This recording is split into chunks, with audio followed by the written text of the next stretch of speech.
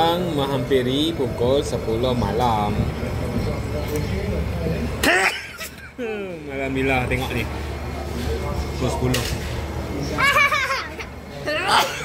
Alhamdulillah. Nasi kandar. Nah, ni seorang lagi. Nasi kandar. Nasi. Pukul 10 malam.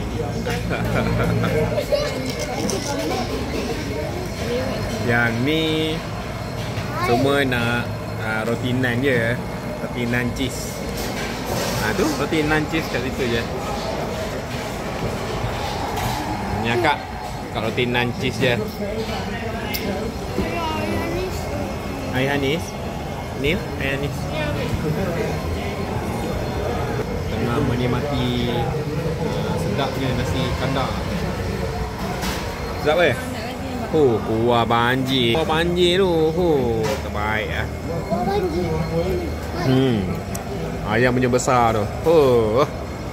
Memang dia enjoy food ni. Baru balik dari Johor. Sampai petang malam sampai. Hari Isnin nak ke Kulim, Kedah. 4 hari. Projek GSD lah, jurus Sungai Dua. Biasanya kalau nak roti nine, memang jiran recommend datang ke sini, ke Tash Subang Airport tu, terus jumpa sempang turn left turn right, dekat sempang ni sebelum Caltex.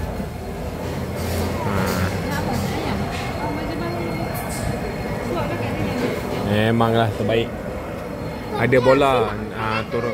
Kalau duduk dekat bawah tu dia ada orang yang saupuk lah.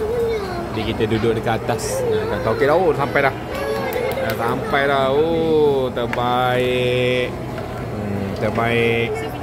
Nasi punya roti nan cheese. Cheese. Banyak. Boleh makan? Abang, sabarlah dulu, makan kamu dulu.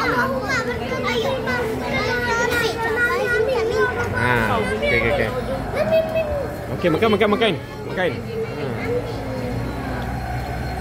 Okey, ada 2 lagi yang tengah on the way. Nan cheese. Memang terbaik. Sampai bola ujung sana dah gol dah. Mana ni, mana lawan mana, tak tahu dah, tak ambil pot dah pasal bola. Ambil pot makan dia. Asim nak cakap apa? Sonok tak makan? Makan macam tu. Makan elok lah. Tarik cheese dia. Panas lagi.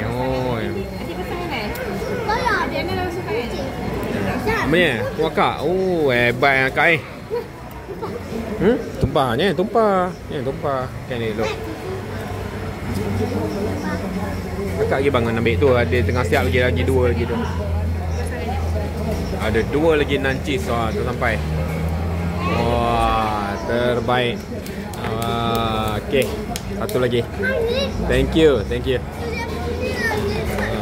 Hangit sikit.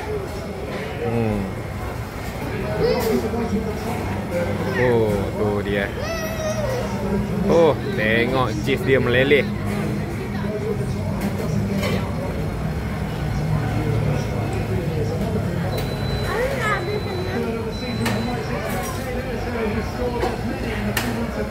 Sedap ke Tim? Yeah. Tu cheese dia. Ni ayah suka yang hangit tu. Ambil ni. Hebat lah. Nak tukar. Ayah suka yang hangit tu.